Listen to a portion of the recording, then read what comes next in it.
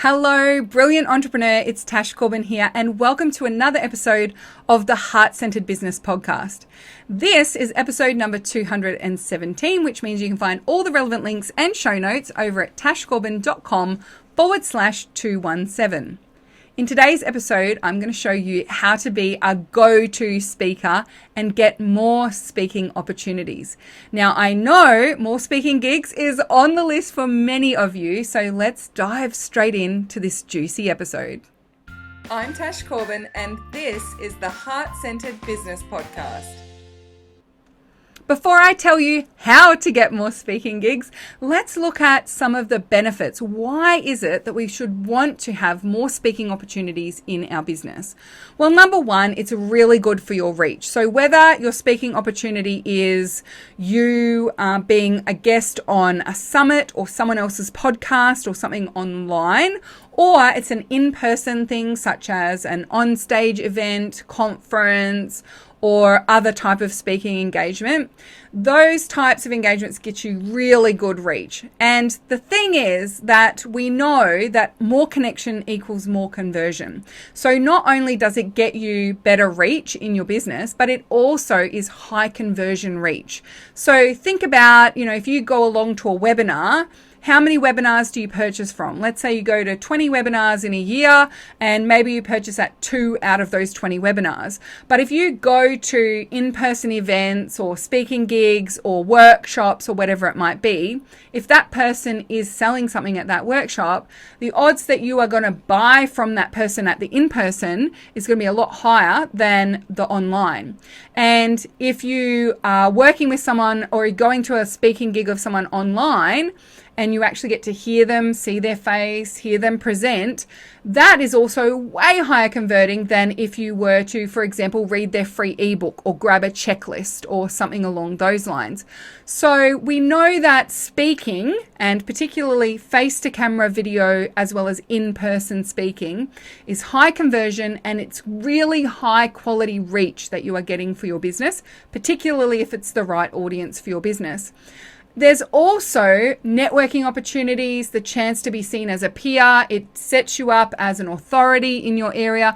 There are so many great benefits to your business. But if we just focus on those two core ones of better reach and higher conversion, then it's a bit of a no-brainer to look at bringing more speaking opportunities into your business. So how do you get more speaking opportunities and become that go-to speaker? Number one is always practice. It's really hard for someone to select you as a speaker or ask you to speak at something if they've never seen you speak before and you haven't had that practice. If you're not confident, if you've not presented before, if you haven't gone out there and got speaking gigs before, if you haven't done videos before, then you're not going to necessarily be giving off that very confident, I've totally got this, I'm a go-to speaker vibe about you. So you need to find ways and opportunities to get lots and lots of practice as a speaker. Now, the beautiful thing with the online business world and video and Facebook Lives and all of those sorts of things is that the opportunities abound for you to practice being a speaker. There are so many ways that you can practice presenting a particular workshop, giving a signature talk, dealing with Q&As and all of the other things that come with being a speaker in your business. So if you are thinking, well, I just need to be picked and then I'll be a speaker, I just want you to stop and look for, well, how can I get more practice first? Because practice is such a powerful way of getting more and more. It creates this amazing snowball effect for you. So number one is practice. Number two is choose yourself. Stop waiting for other people to choose you as a speaker. Choose yourself as a speaker. So my first speaking gigs in my business were me offering to do goal setting workshops and business planning workshops for local business groups. I also did a bunch of local workshops on topics that I was really passionate about and invited people to come along to those. I did some free, I did some low cost, I did some higher cost. So I just created lots of speaking opportunities for myself. I found with in-person events, things that were free didn't particularly convert well, and people would say that they would come, but they wouldn't actually come. So in the end, I mostly just did low-cost in-person speaking events. So I'd do like a $75 workshop. It was a couple of hours and it would be focused on a very specific, very tangible topic or outcome. So I did workshops on sales funnels, workshops on social media, workshops on setting up a sales system, workshops on sales conversations, workshops on how to run a webinar, and we'd set up our slides together in that workshop. I did a bunch of in-person workshops when I first started my business, and that was me getting lots of speaking practice. Before I started my business, I ran workshops dozens of times in the previous year. I had done presentations to audiences of 5 to 5,000 people. I was a skilled facilitator of workshops. I'd done keynote presentations in my corporate role. I was the president of the youth forum for a large government organization. Like, I was a very seasoned public speaker, but I knew that speaking in my business was a different thing and that I needed to get practice at that as well and really build my confidence in facilitating those outcomes when it was my own business. The other thing I knew was that I really needed to practice my upsell. And so I was really prevalent in creating those speaking opportunities for myself so that I could practice that bridging into the sales pitch at the end, if that was appropriate for the particular speaking event. So I chose myself a lot and created a lot of speaking opportunities for myself. I started a video blog from the very start of my business because I knew speaking on video was something that needed to be a really big part of my marketing strategy. And it was also a great way for people to see me as a speaker. And I also created my own conference. So I have done speaking tours, book tours, I've done workshop tours, I've done conference, and I would say 90% of the speaking opportunities that I've had in my business have been things I've created for myself. So choose yourself and create your own. That's points 2 and 3 kind of linked together.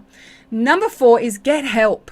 And I think for a lot of people, they just think that this kind of comes with the territory with their business and that they should just be good at it, or they just need to practice and everything will be okay, or they just need to get speaking gigs and everything will be okay. But there are people out there who can help you with the mindset part of speaking. A lot of people resist speaking on camera because they've got some mindset issues around, like, I don't want to talk to the flashing red light, or I'm better when I've got a live audience and so therefore I don't want to do pre-recorded videos. Or people are the opposite. I'm better pre-recorded, so I don't want to do Facebook lives.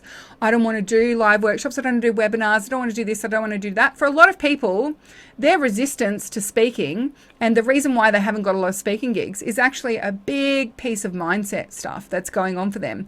There might be some visibility issues or feeling fraud, like fraud complex, or it might simply be that you're afraid of messing up on stage and therefore you're keeping yourself away from those speaking opportunities. So it could be mindset. There's also a lot of skill to being a speaker. And I know for myself, when I got some training in structuring my presentations, some training on how to articulate the words that I wanted to say, some training on intonation and stage presence in particular for me, like for in-person events, that really helped me build my skills as a speaker. And then it made me feel more confident and I came across more eloquent and confident and I got more speaking events out of it. And then also, there are people who can help you get speaking gigs. So you can actually get help from people to get more speaking opportunities. And I know there are a bunch of people who are specialist speaking trainers and speaking mentors. And part of what they do is they help you create speaking opportunities for yourself, but also help you put yourself forward for other speaking opportunities as well. So get help if you're really struggling with this and it's something that you really want to do in your business model. Number 5 is go to more events. So where I have been on stage at other people's events, most of those opportunities came from me going to that event in the first place. So many conferences that I've spoken at, I was an attendee the first year and I came back as a speaker the second year.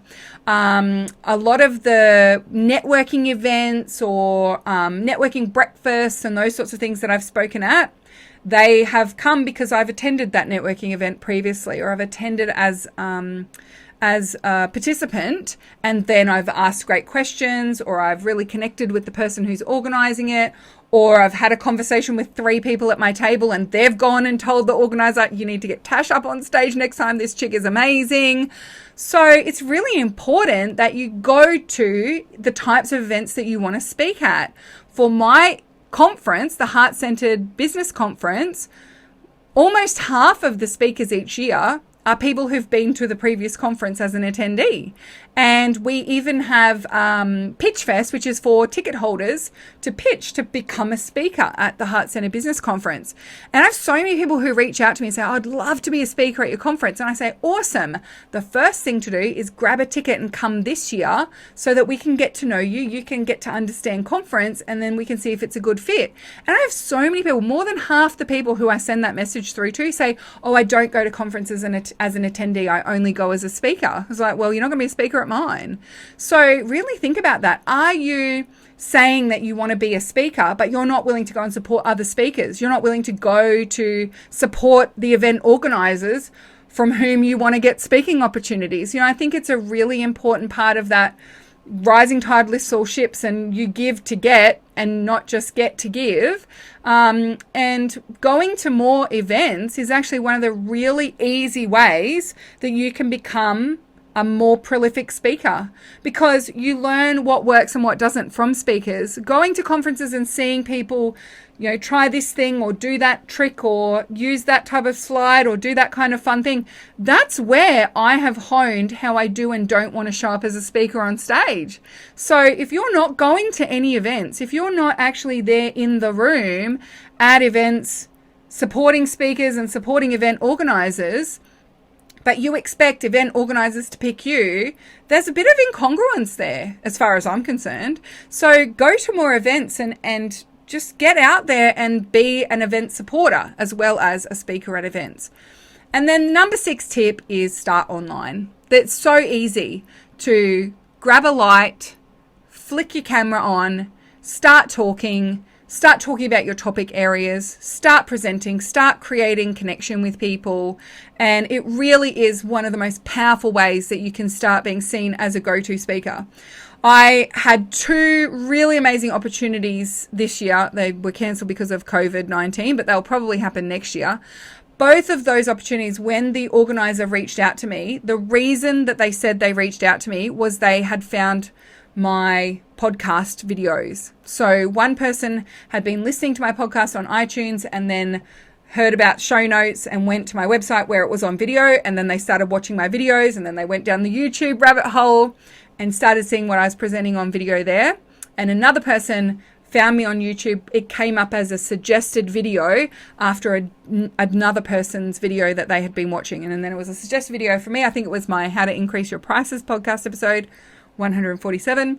And they then again got another video, and then reached out to me and said, I love what you're doing. I love the way that you're teaching this stuff. Would you be interested in speaking at an event that I'm running?